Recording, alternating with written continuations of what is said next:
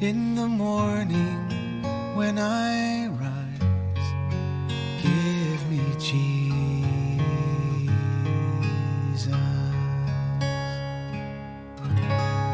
Good morning. Well, we've been talking about the gospel. Paul was in a synagogue talking with a bunch of Jewish folks, and he wanted them to know that Jesus was the Messiah. He wanted them to know that through Jesus, we have freedom. Through Jesus, all of our sin is forgiven. And he said it in a way that they could understand because he gave them the history of the Jewish people. And then he talked about Jesus coming and how he was crucified and God raised him from the dead. Yesterday, there was a long conversation about how his body did not decay. He was in the grave for 3 days. In 3 days, your body does not decay. And so Jesus was ascended into heaven. His body is in heaven, a rejuvenated body indeed. And once we are absent from this body, we will see him in body form. Well, we saw the gospel. It's really clear. Through Jesus, forgiveness of sin is proclaimed to you, to the Jews and the Gentiles. And through him, everyone who believes is freed from the things, all the things from which you could not be freed through the law of Moses. Now, today, we're going to look in Acts 13 at verses 40 through 43. And he gives them a warning because when the gospel is preached, there's really two kinds of people. There are those who say, freedom in Christ, all my sin forgiven, tell me more. That is good news.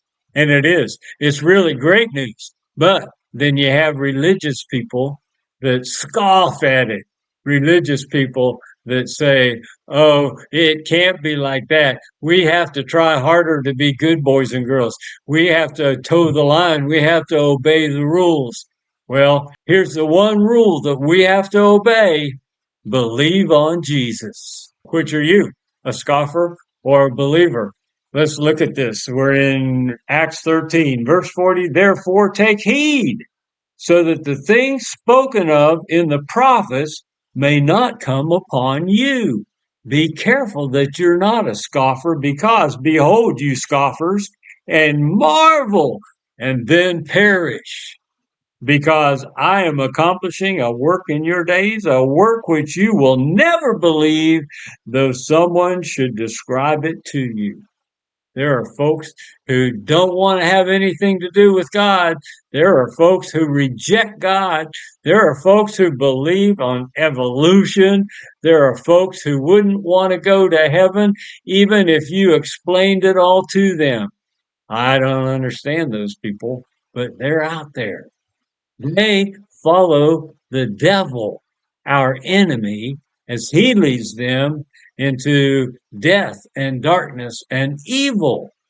But we step into life, and rich, abundant life for all eternity. And so when people saw that, verse 42, as Paul and Barnabas were going out, the people kept begging that those things might be spoken to them the next Sabbath.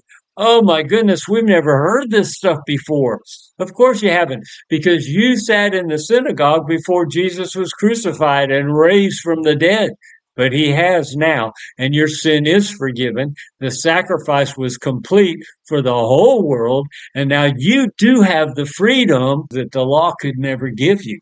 Verse 13, and now, when the meeting of the synagogue had broken up, many of the Jews and of the God-fearing proselytes followed Paul and Barnabas, who, speaking to them, were urging them to continue in the grace of God. God bless you, who every step is a step of continuation in the love of God and the grace of God that's ours in his Son, Jesus Christ. I look forward to being with you tomorrow. Come join us. I'll see you then. Give me Jesus. Give me Jesus. You can this world, but give me Jesus.